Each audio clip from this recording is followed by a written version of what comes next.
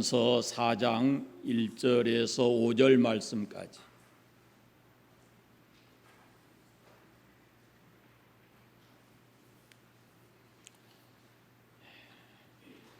한 목소리로 합독해서 읽겠습니다. 사람이 마땅히 우리를 그리스도의 일꾼이요 하나님의 비밀을 맡은 자로 여길지어다. 그리고 맡은 자들에게 구할 것은 충성이니라. 너희에게나 다른 사람에게나 판단받는 것이 내게는 매우 작은 일이라. 나도 나를 판단하지 아니하노니 내가 자책할 아무것도 깨닫지 못하나 이로 말미암아 의롭다함을 얻지 못하노라. 다만 나를 심판하실 일은 주시니라. 그러므로 때가 이르기 전 곧 주께서 오시기까지 아무것도 판단하지 말라. 그가 어두움에 감추인 것들을 드러내고 마음의 뜻을 나타내시리니 그때에 각 사람에게 하나님으로부터 칭찬이 있으리라. 아멘. 시온 찬양대 찬양으로 하나님께 영광을 돌리겠습니다.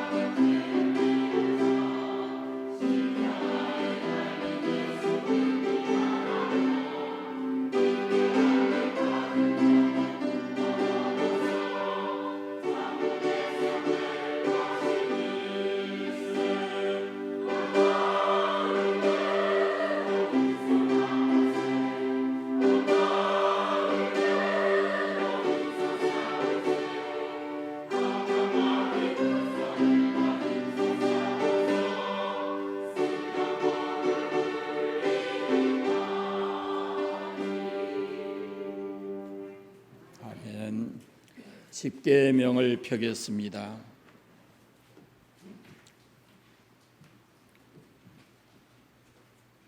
제3계명을 같이 하겠습니다. 제3은 너는 내 하나님 여호와의 이름을 망령되게 부르지 말라. 여호와는 그의 이름을 망령되게 부르는 자를 죄 없다 하지 아니하리라. 아멘.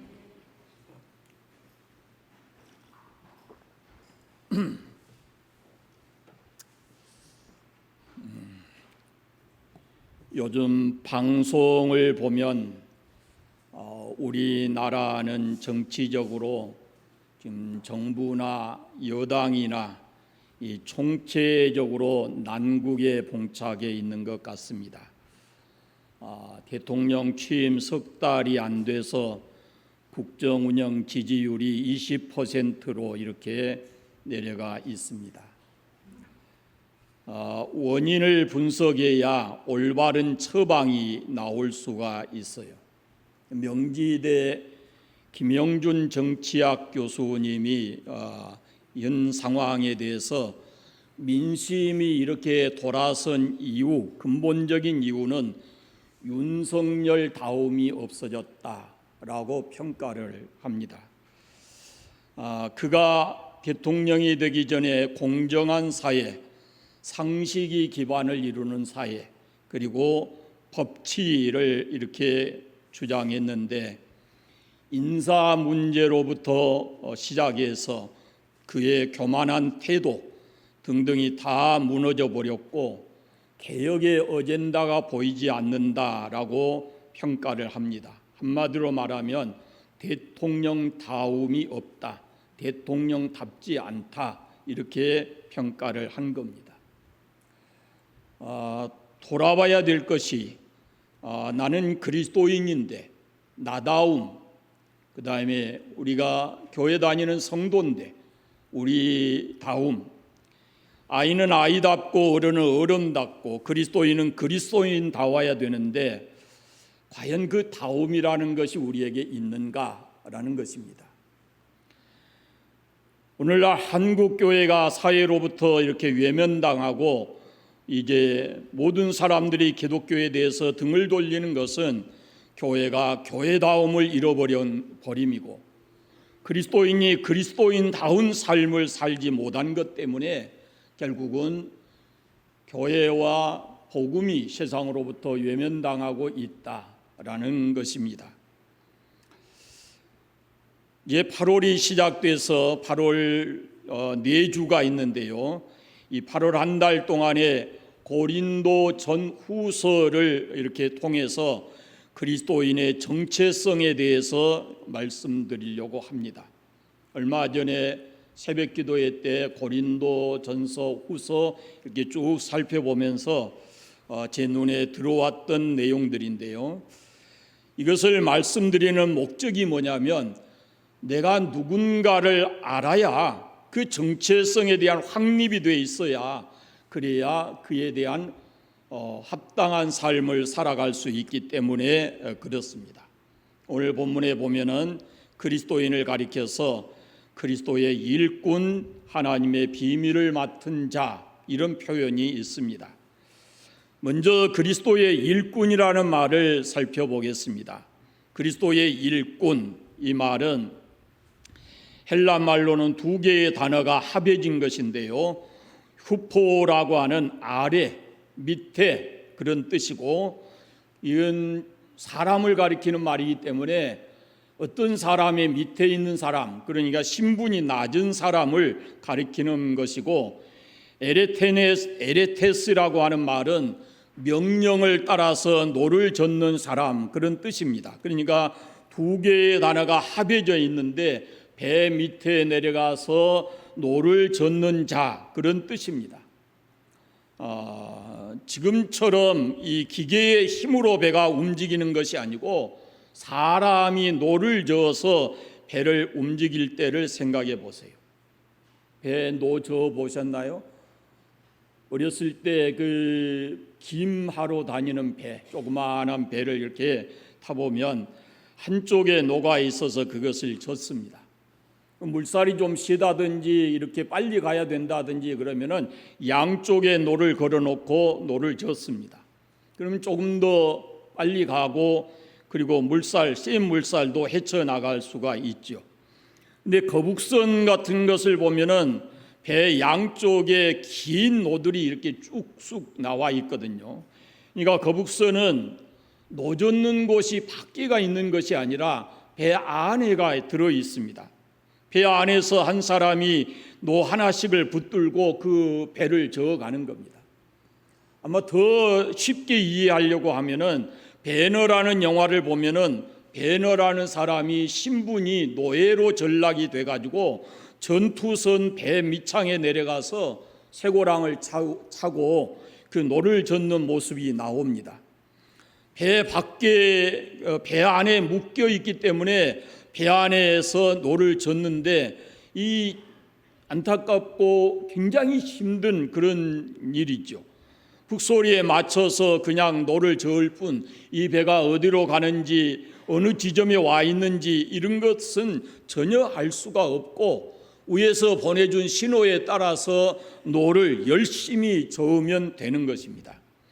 이런 사람을 가리켜서 이 후페테레스 일꾼이라는 그런 말을 씁니다. 그러니까 배의 목적지를 아는 사람은 선장이고, 그리고 노를 젓는 사람은 어디로 가는지 또 이런 것을 전혀 모르는 겁니다. 속도 조절도 위에서 명하는 대로 하면 되는 것이고, 배를 저으라 하면 젓고 멈추라 하면 멈추고, 빨리 저으라 하면 빨리 가고 빨리 젓고, 천천히 저으라 하면은 천천히 젓는 것이, 그것이 바로 일꾼이 할 일이다라는 겁니다. 그러니까 일꾼은 노를 젓고 일을 할 뿐 그 이상은 더 알 것도 없고 물어볼 것도 없다라는 거예요. 성경에 보면은 창세기 아브라함에게 하나님께서 네 고향과 친척과 아비 집을 떠나라 이렇게 말씀하셔요. 그때 목적지를 정해주지 않습니다. 내가 너에게 지시할 땅으로 가거라 라고 말씀하십니다.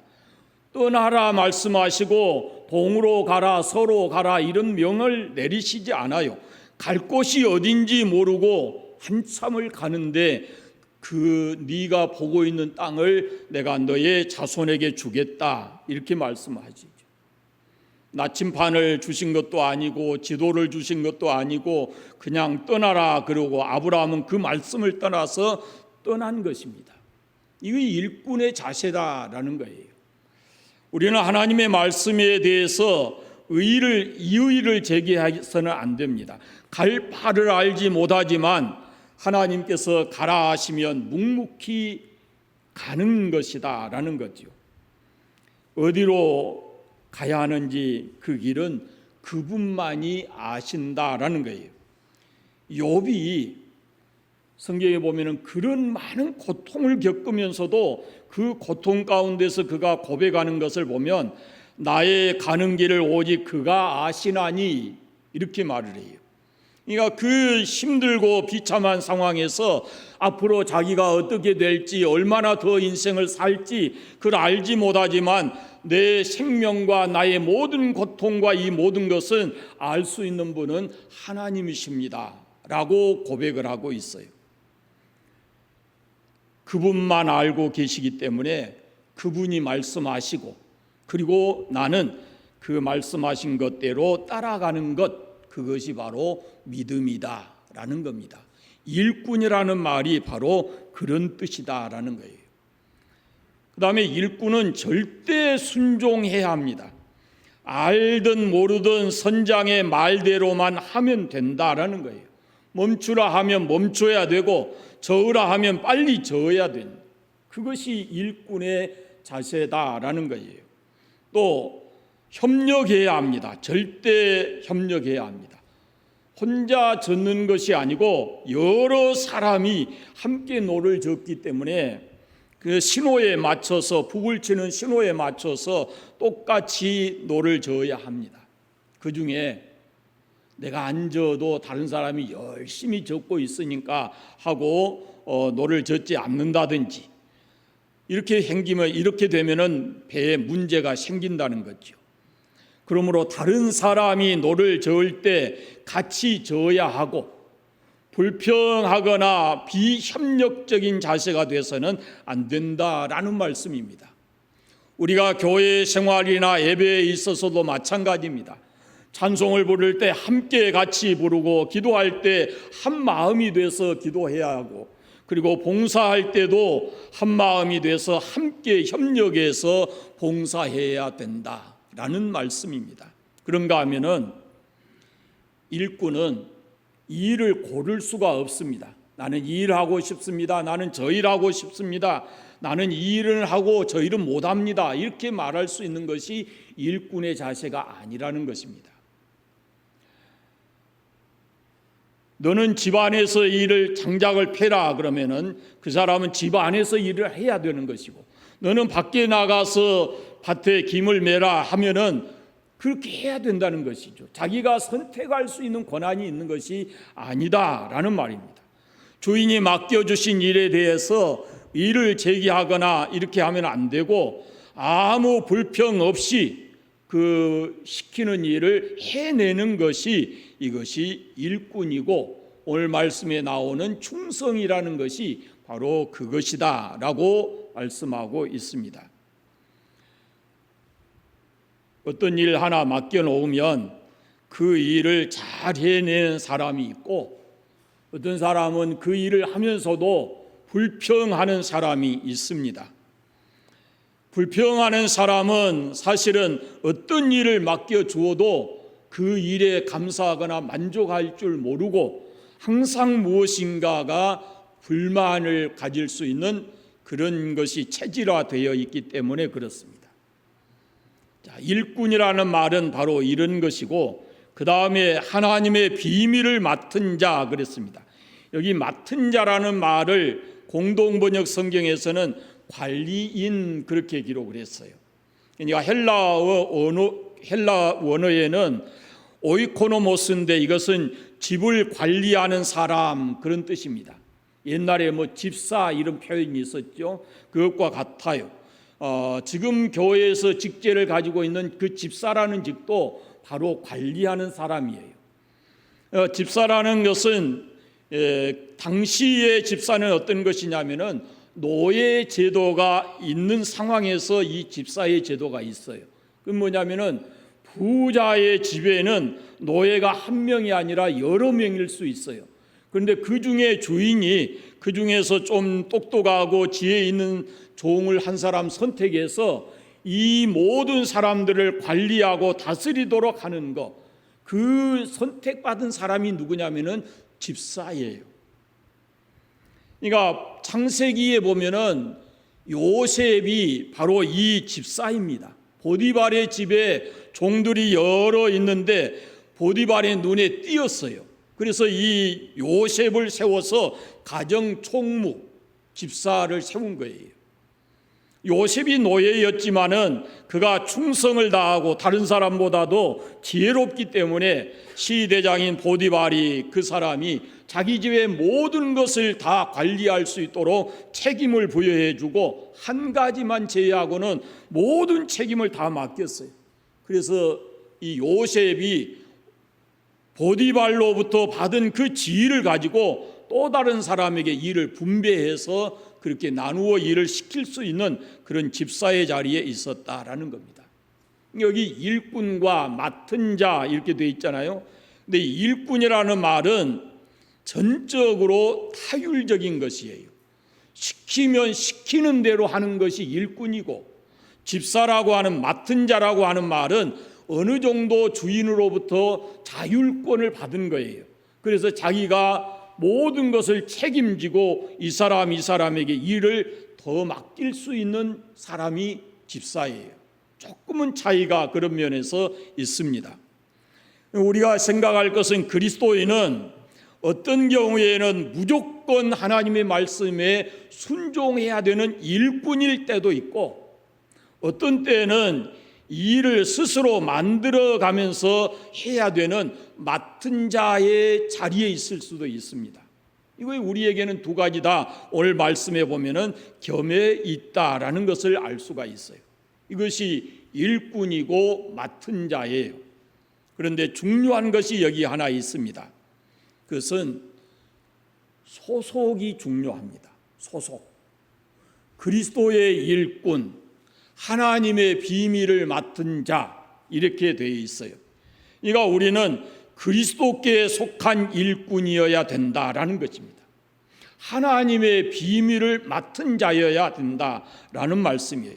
그럼 여기서 말하는 하나님의 비밀은 다시 말하면은 복음이신 예수 그리스도를 가리키는 겁니다. 그러니까 우리가 여러분 신앙생활할 때 우리가 이걸 놓치지 말아야 돼요. 내가 어디에 속해 있는가? 나는 어디에 속한 사람인가? 내 소속이 어딘가? 이것을 늘 기억해야 합니다. 일꾼, 맡은 자, 일꾼이나 맡은 자에게 꼭 필요한 것이 뭐냐면은 오늘 말씀해 보면은 충성이다라고 말씀합니다. 그럼 여기서 말하는 충성은 어떤 것인가? 세 가지로 말할 수 있는데, 첫째는 하나님의 일이라는 인식을 가져야 합니다. 하나님의 일이다.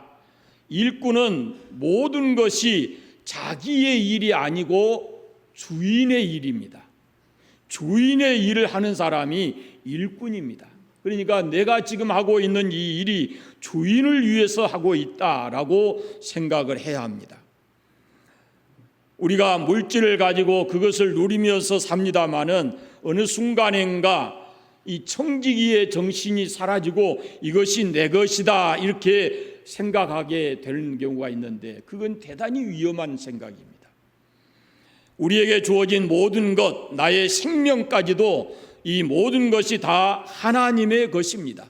충성이라는 말은 이것은 나의 것이 아니고 나를 위한 것이 아니다라는 분명한 의식이 있어야 그래야 맡겨주신 분에게 최선을 다해서 살아갈 수가 있는 것입니다. 어느 순간이라도 이것이 내 것이다, 내 마음대로 할 수 있다 이렇게 해버리면 그것은 충성의 자세가 아니다라는 것입니다. 그러므로 이 충성된 그리스도인은 모든 것이 하나님의 것이고 모든 일이 하나님의 영광을 위해서 한다라는 분명한 인식을 가져야 합니다. 그 말씀 속에 한번 보세요. 3장 23절 말씀, 3장 22절 마지막이나 23절까지의 말씀을 보시면 이렇게 되어 있습니다. 바울이나 아볼로나 게바나 세계나 생명이나 사망이나 지금 것이나 장래의 것이나 다 너희의 것이요 너희는 그리스도의 것이요 그리스도는 하나님의 것이니라 그랬어요. 여기 일본의 우찌무라 간조라는 사람이 이 3장 23절을 항상 기록해 놓고 그 말씀을 붙들고 산대요. 나는 누구의 것인가? 이것을 생각하면서 여러분 우리의 것은 이 땅에 아무것도 없습니다. 물질도 자식도 나의 것이 아닙니다. 물질은 하나님께서 내게 맡겨주신 것이고 나는 청지기로서 그것을 다루는 것이고 자식도 내게 맡겨서 키워달라고 부탁하신 생명입니다. 내 육체, 내 건강, 나의 생명, 나의 의, 이 모든 것이 나의 것이 아니고 이 전부가 나의 것이 아니라고 생각하고 사는 사람이 그리스도인이에요. 이전에는 이것이 다 내 것인 줄 알았지만 예수 그리스도를 만나서 그분을 나의 주라고 고백하는 순간에 우리는 이 모든 것이 주인은 주님이시고 우리는 이것을 맡아서 살아가는 청직이다라는 정신으로 세상을 살아가는 거예요. 이것은 예수님의 비유 가운데 정확하게 나타나 있습니다. 어리석은 부자의 비유를 보면 부자가 쌓을 곳이 없도록 큰 복을 받아서 곡식 쌓아둘 창고를 더 크게 짓고 거기에 많은 물건을 쌓아놓고서 자기 영혼을 향해서 말을 합니다. 이제 많이 쌓아놨으니까 먹고 마시고 즐기자 이렇게 했어요. 그때 하나님께서 말씀하십니다. 어리석은 자여 오늘 밤에 내 영혼을 도로 찾으리니 그러면 이 예비한 것이 누구의 것이 되겠느냐라고 말씀하십니다. 여러분 우리의 정체성을 첫째 확립해야 합니다. 그것은 우리는 일꾼이고 맡은 자인데 우리가 이 땅의 일꾼으로 맡은 자로서 삶을 살아가려면 첫째는 이 땅에 있는 모든 것의 주인은 하나님이시고 나는 그것을 맡아서 살아가는 사람이다 라는 확실한 인식을 가져야 합니다. 두 번째, 이 모든 것이 하나님의 것임을 알면서도 그 일을 자신의 일처럼 해야 한다라는 겁니다. 우리에게 맡겨져 있는 모든 것이 다 하나님의 것입니다. 하나님께서 맡겨주신 것이기 때문에 함부로 할 수가 없습니다. 교회 건물이 그렇습니다. 그러기에 하나님의 것이기 때문에 우리가 교회의 어떤 것도 함부로 해서는 안 되는 것이고 내 몸도 마찬가지입니다. 예수 그리스도께서 피 흘려 주시고 우리를 속량하시고 사셨기 때문에 이것이 내 것이 아니고 주님의 것이고 주님이 우리 안에 계시는 성령의 전이고 우리는 하나님의 것입니다. 그래서 우리가 우리의 몸도 우리가 함부로 해서는 안 되는 것이고 우리에게 주어진 시간도 역시 마찬가지인 것입니다. 그러니까 지금 우리가 가지고 있는 모든 것은 하나님의 것이지만 내게 주어진 그 분량대로, 내게 주어진 그 시간 안에서 우리가 그것을 내 것처럼 일하면서 살아야 된다라는 것입니다. 그것이 충성이다라는 말씀이에요. 세 번째는, 충성은 믿을 수 있어야 합니다. 믿음이라는 말이 두 가지가 있는데요, 첫째는 사람을 믿을 수가 있어야 되고, 두 번째는 그 사람이 가지고 있는 능력을 믿을 수가 있어야 합니다. 하나님께서 나를 믿을 수 있어야 된다, 그런 말이에요.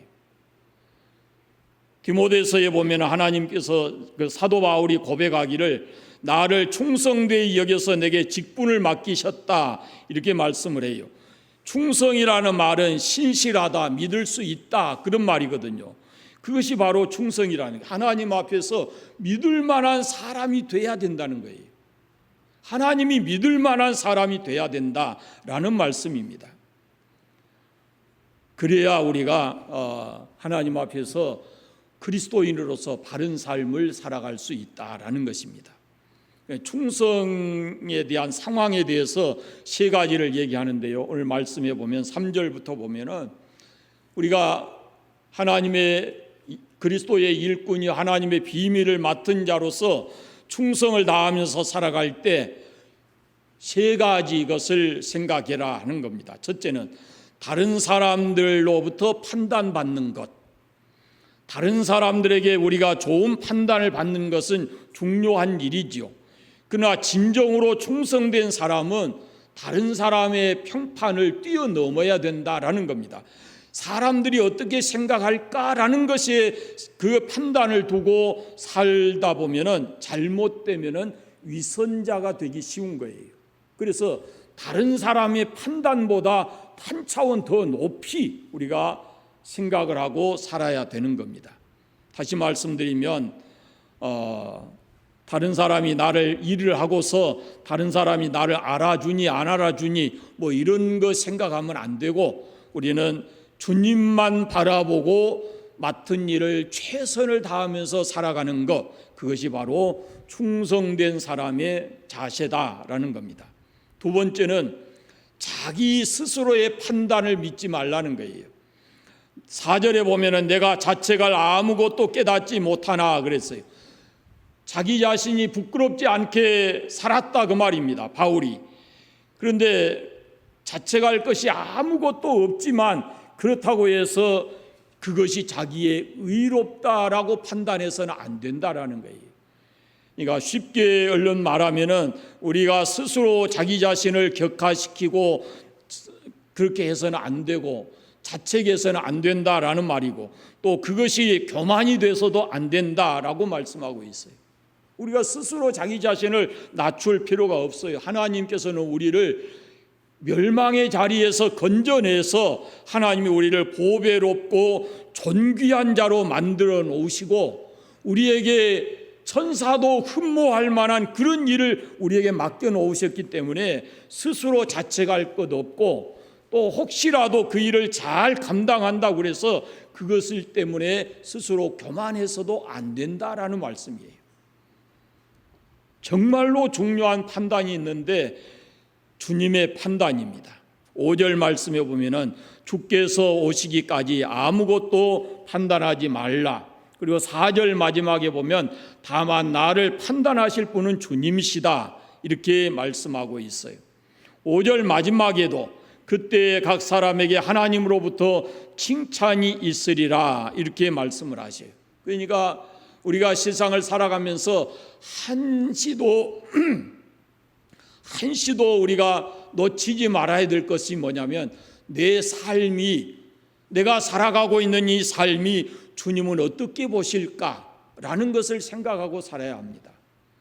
다른 사람이 나를 어떻게 볼까, 자기 스스로의 만족감 이런 것보다는 주님이 나를 어떻게 보실 것인가라는 것을 생각하면서 살아야 되고, 우리의 삶의 초점은 예수 그리스도께서 다시 오시는 날, 그날을 생각하면서 살아가야 된다라는 겁니다. 충성된 일꾼은 지금 당장의 칭찬을 받으려고 일하는 것이 아니다라는 거예요. 주님께서 다시 오시는 그날에 거기에다 목표를 두고 내가 그리스도인으로서 예수 그리스도에게 속한 사람으로서 내게 맡겨진 일, 내게 맡겨진 삶을 잘 살아가고 있는가라는 것을 언제든지 돌아보면서 살아야 된다라는 겁니다.